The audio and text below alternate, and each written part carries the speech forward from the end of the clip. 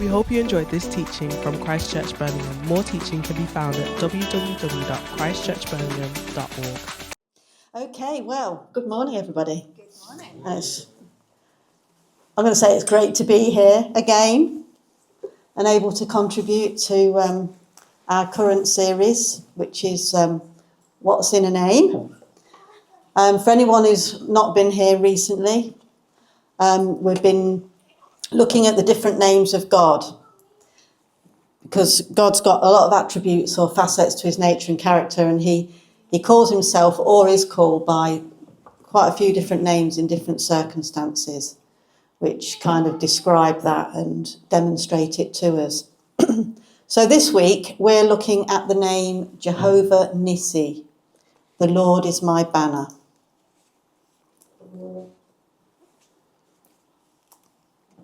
Okay, so battles. Do we all have them? Yeah. I think we do. You know, those days when everything seems to go wrong, no matter what we do, or situations that run us ragged. Or sometimes we've got more long-term issues that we just keep wrestling with over and over again. And, well, have you ever had to fight the battle of the bureaucrats? Well, about a year ago, one of those friendly high street banks wrote to me about my son's saving account. He was under 18, so it was in my name. I looked after it for him. Now, he used to have a little book to go along with and put his money in at the bank. But of course, you know, modern times, they wanted to close it and change it so that he used a card instead. So I got a series of letters telling me that this is going to happen. This is going to happen. So when the letter came that told me I needed to go into the branch, off I went. All the ID and everything that you need. So I got to the bank, and what did I have to do? I had to stand there for ages, waiting for the queue to go down. And when I eventually got to the counter and to speak to somebody, he said, "Oh, you've not had the right letter yet. You need to wait for another letter before you can come to the bank and sort it out." So I thought, okay. So I went home and I waited for the next letter. But I waited and it didn't come. So I thought, okay, I'll call. So I rang the bank. And of course, when you ring up a company these days, they don't want to actually talk to you. They want you to go online. And I thought, so, you know, you go through online and you typing everything, but still you actually can't sort out your problem. They tell you, oh, you need to call the bank. So I rang the bank and I went through all the little processes that you need to do to get through and actually speak to somebody. And then explained my situation. So we had a chat. They explained a few things to me and eventually told me that now I could go to the bank and sort it out in person. So, bearing in mind, you know, I'm working and, you know, you've got to get there before the bank closes and all this. I eventually got back to going to the bank. So I turned up at the bank and guess what? I had to wait for ages. I mean, I'm talking about getting on for 30 minutes, you know. So it's always a rigmarole.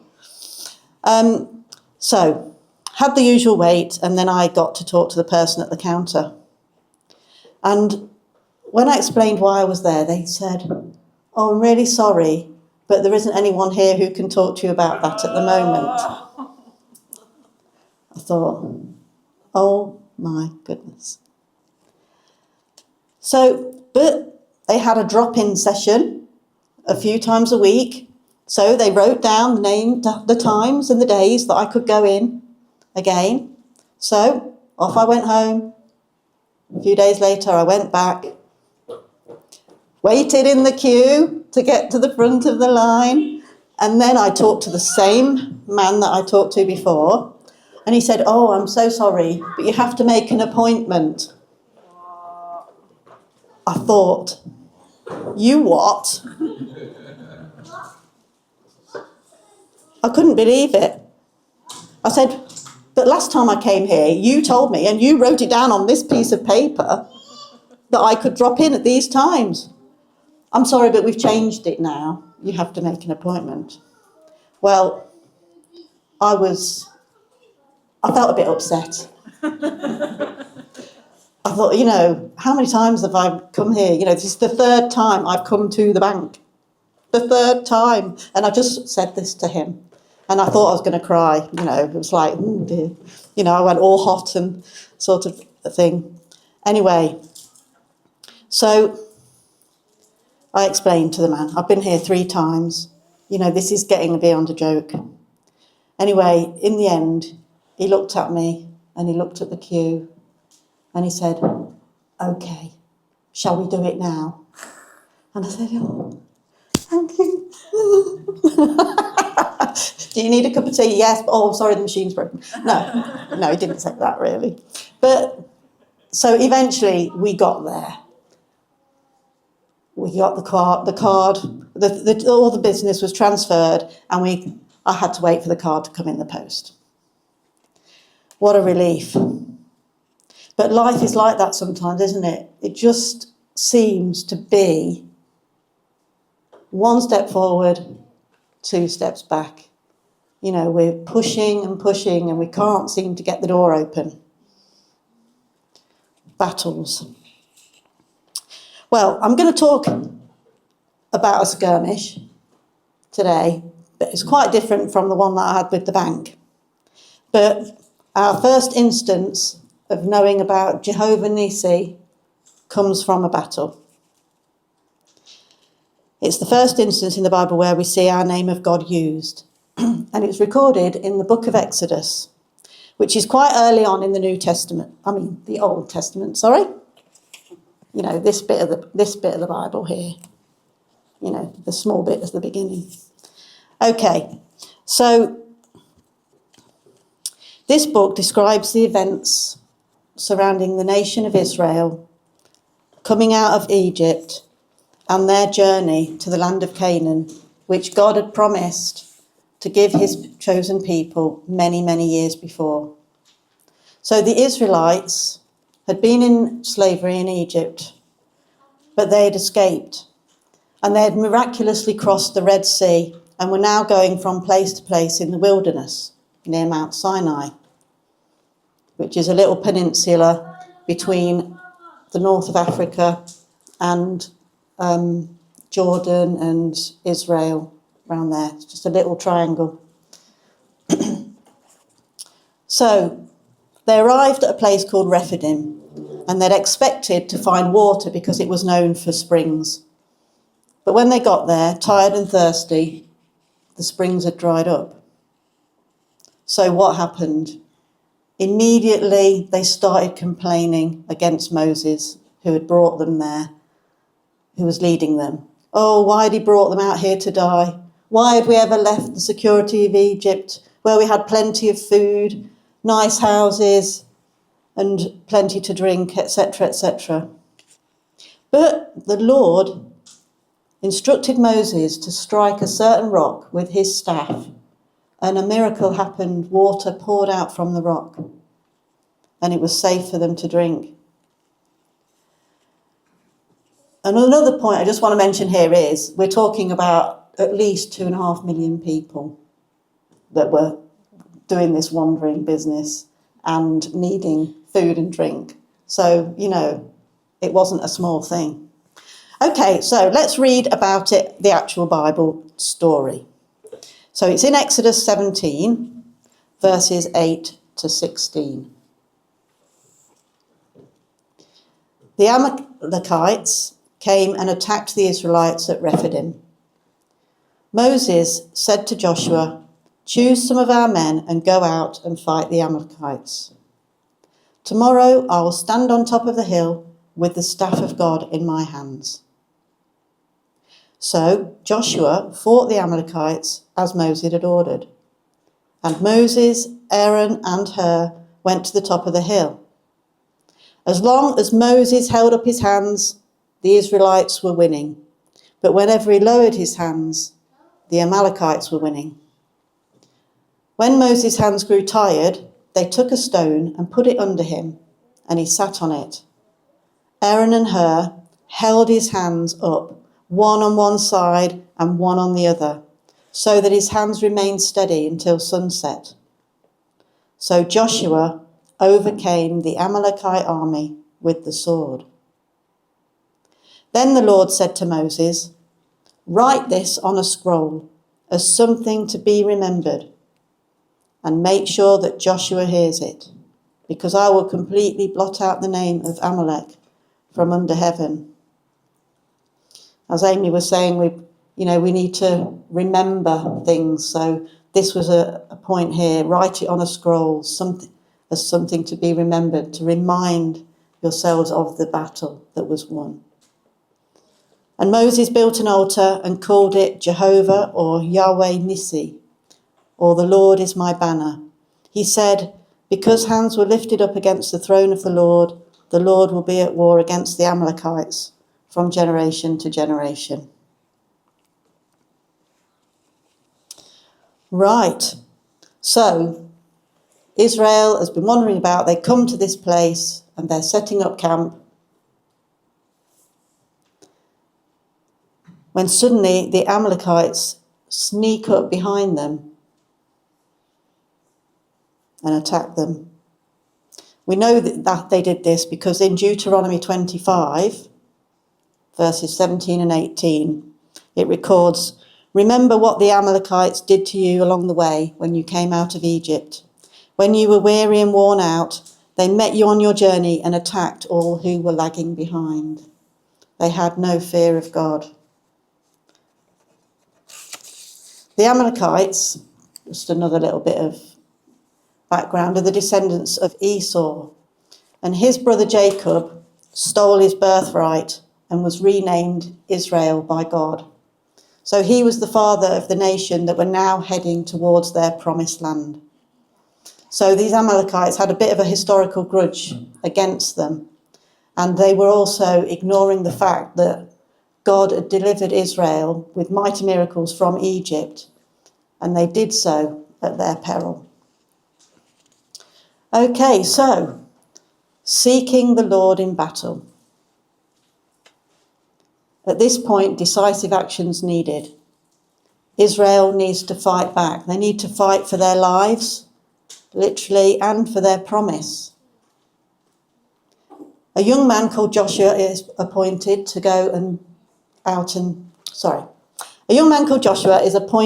to choose men to go out into the battle.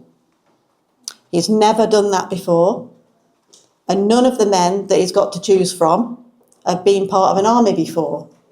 So this is all, well out of their comfort zone.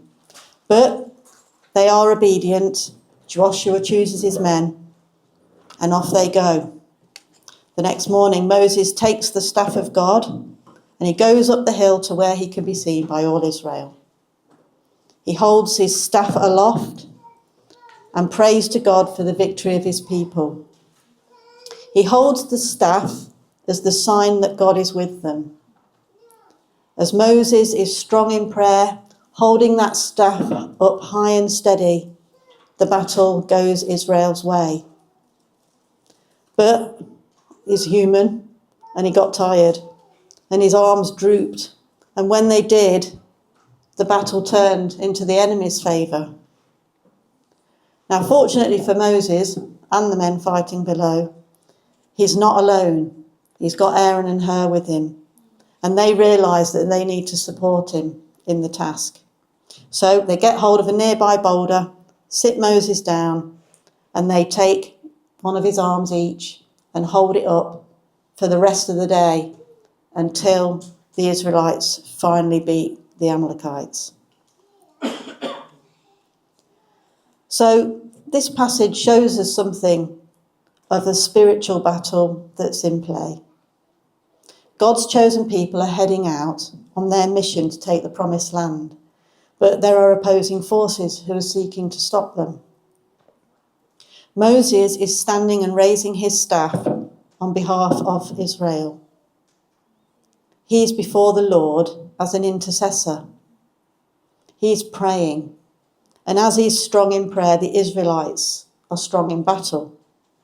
But when he tires, the battle goes the way of the opposing forces. Moses needed support to keep going strong until the battle was finally won and Israel prevailed over their enemy. Now today, the church, which is us here, are the people of God today.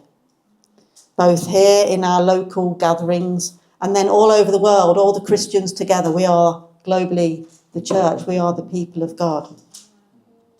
And we're on a mission. We're here to spread the good news of Jesus and to help others to know him and express the kingdom of God on earth. We could be likened to an army in that regard, a people battling against the spiritual forces that oppose God's goodness being spread all over the world. And Moses' example of intercession shows us how important and necessary that prayer is for our success in this mission. We fight spiritual battles on different fronts. Personally, we have our own spiritual battles. Things get difficult in our personal lives. Nothing seems to go right, or we just seem to be, banging on a door and it's not opening. All sorts of things. We might have challenges with our physical or our mental health. And then there's the mission of the church that is challenged. Our leaders are often attacked. The enemy seeking to knock them out through sickness or personal crises or, by temptation.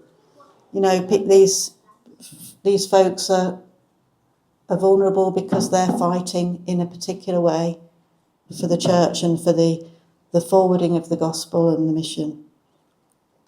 So we need to be very aware of these things and constantly covering one another in prayer, as well as looking out for one another so that we can support others who are struggling. Jesus knows that we need help and support in prayer. When he was struggling in the Garden of Gethsemane, his disciples couldn't stay awake with him. And he said to them in Matthew 26:41, "Watch and pray that you will not fall into temptation. The spirit is willing, but the body is weak." Like Moses needed support in his weakness, we need support. But we can be confident that God is with us and he is for us in the battle. In Psalm 60 verse 4, it says, "But for those who fear you, you have raised a banner to be unfurled against the bow." We who are putting our trust in God, who have him as our Lord, he is holding up that banner over us and he will fight with us against our enemies. And also in Psalm 25, we will shout, 20 verse 5, "We will shout for joy when you are victorious and will lift up our banners in the name of our God." So how about you? Is any of this resonating with you today? I know you identify with me in your struggles and battles, but are you facing anything particularly difficult at the moment? Difficult circumstances or issues with your health or your mental health? Are you having inner struggles? Perhaps you're, struggling in your faith, doubting, having fear or anxiety. Remember that God is with you in your struggle, that you can and you should bring these things to him in prayer. And don't be afraid to reach out to receive support from others around, like Moses received his support from his friends. And as well, we need to look out for one another. Are you aware of someone else who is struggling? And can you reach out to them, like Aaron and Hur did, and to support them practically or in prayer?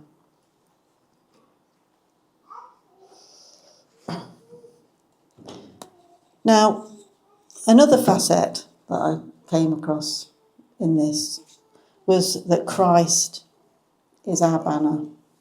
So we've got the Lord in the Old Testament. Jesus hasn't come, but we can also see Christ as our banner. The battle's won, Moses builds his altar and he worships God, declaring Jehovah Nissi, the Lord is my banner. Now, flags and banners are all around us, aren't they? They've been in use for generations. So hopefully, we're doing really well with this PowerPoint. We should have some pictures showing various types of flags. Yay. So, recognise any of them? What's that one up there? Union Jack. And we've got the flag of Pakistan. Yes. And this one, it's not a country flag, it's a bit more local than that. It's the Aston Villa, the Villains flag. Villans, not the villains. And on this one here, I'm not sure if you can see it back there, but it's a protest march. And they're waving banners. It's the CND campaign against nuclear disarmament. So banners and flags can be used in all sorts of ways. That's what I'm trying to say. Okay, so they can be powerful symbols, can't they, flags? They're, symbols of our national identity or our community identity, who we support, what we're for, banners of protest, declaring that we want things to change. And, they bring people together, from the football fans to displays of national pride. And, we've seen recently around the country people putting up Union Jacks and St George crosses for whatever reasons. I'm not going to go into that. But, people are wanting to say something. So what about us as the church? Now, in the book of Isaiah, we have an interesting depiction of a banner.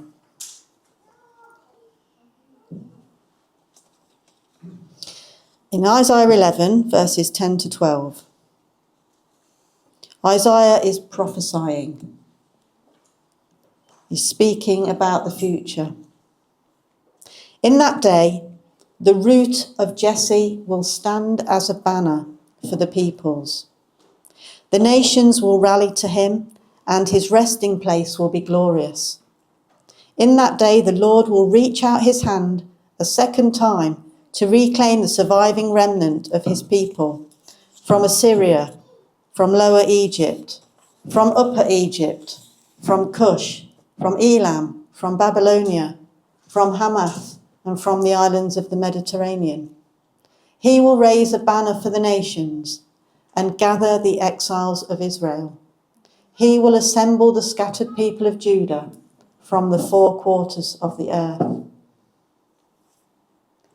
And so I said, Isaiah is prophesying, he's talking about the future, and he's actually talking about Jesus. Jesus is the root of Jesse. And he's going to come and call home the remnant of his people. So when Jesus came,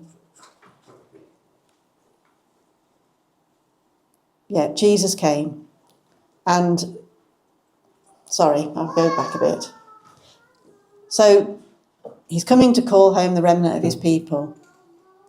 And that remnant is all who are going to believe in Jesus after he's raised up on the cross. And Jesus was raised up on a cross.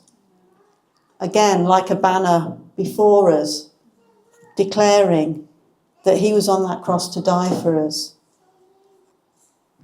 That cross of Jesus is a banner of love over us. And I find that really amazing. and beautiful. We can also sort of see some instances about banners in the Song of Songs. And the Song of Songs is in the Old Testament, but it's like a love song allegory. It's about the king and his bride, but it's an allegory of Christ and his church. Jesus is forming his church as his bride. And this is what it says in Song of Songs, chapter 2, verse 4. He has taken me to the banqueting hall, and his banner over me is love. On the terraces, the football fans hold their scarves high and they sing their songs.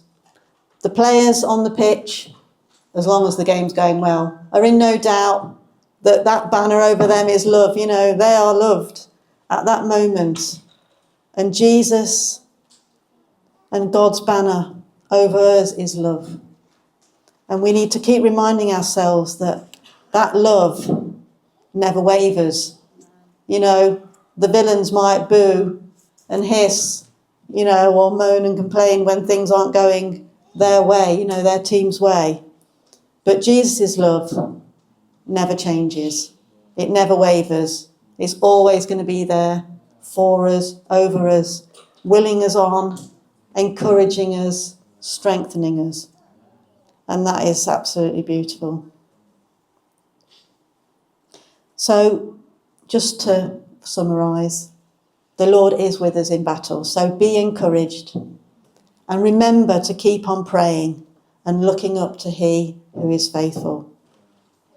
If you're struggling with something, reach out to someone who can support you and pray for you too. And also just keep remembering that His banner over us is love, and revel in that knowledge that we're beloved by God. And that kind of concludes what I want to say today. That seems to have gone a bit quick. Anyway, but something that I'd like us to do, I've mentioned about leaders and intercession and prayer, as I'd like us to just get into small groups, perhaps 3 or 4,